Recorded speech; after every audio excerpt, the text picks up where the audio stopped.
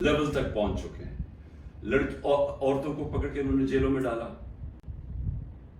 رانا ثناءاللہ کی press conference آئی کہ جی کہ ہم خود ہی کچھ ڈرامہ کرنے لگے ہیں ریپ کا. یہ ڈرے ہوئے ہیں عورتوں کو نکالتے ہوئے. ان کو پتہ ہے کہ کوئی عورت کسی قسم کے انتشار میں ملوث نہیں تھی. کسی جلانے میں جو ہوا آرسن، جو گھر جلائے گئے ہیں، جو 3-4، ان کو پتہ ہے کوئی عورت اس پہ نہیں تھی. بلکہ ان کو پتہ ہے کہ اکثریت سوائے تھوڑے سے زیادہ 100 ہوں گے، 150 لوگ ہوں گے. ان کو پتہ ہے باقی کوئی پرامن احتجاج کر رہے تھے. اور میں پھر سے بتا دوں، ایک جمہوریت میں آئین ہمیں حق دیتا ہے کہ ہم پرامن احتجاج کہیں بھی کر سکتے ہیں. اگر جس طرح مجھے کمانڈو ایکشن سے اٹھایا گیا فوج نے، تو اس کا ریاکشن کدھر جانا تھا؟ جدھر ملٹری سمبلز ہیں اس کے باہر ہی احتجاج ہونا تھا نا. انہوں نے اور کدھر جانا تھا؟ اگر پولیس اٹھاتی تو پولیس اسٹیشن جاتے.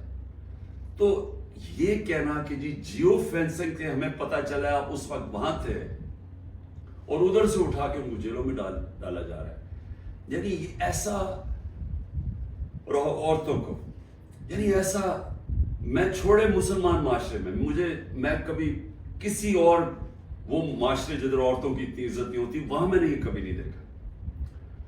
اور ایک خاتون وکیل، اس کو اٹھا لیا 2 دن پہلے صبح کے 3 بجے اس کے گھر جا کے اس کو اٹھا لیا کہ جیو فینسنگ میں آپ زمان پاک میں اس وقت وہاں تھی، پتہ چلا کہ آپ اس ایریا میں تھے. یہ کون سا کوئی جرم ہے؟ دیکھیں ابھی بھی مجھے پتہ ہے کہ میری سپیریئر جوڈیشری بہت پریشر میں ہے. مجھے پتہ ہے کہ ججز کو بھی فون کالز آ رہی ہیں، نامعلوم فون کال کہ ہم یہ کر دیں گے، تمہاری یہ فائل ہے، ہم تمہیں یہ کر دیں گے، تمہاری بچوں کے پہنچ جاتے ہیں. یہ مجھے پتہ ہے کہ اس وقت جوڈیشری کے اوپر وہ پریشر ہے جو کبھی پہلے نہیں تھا.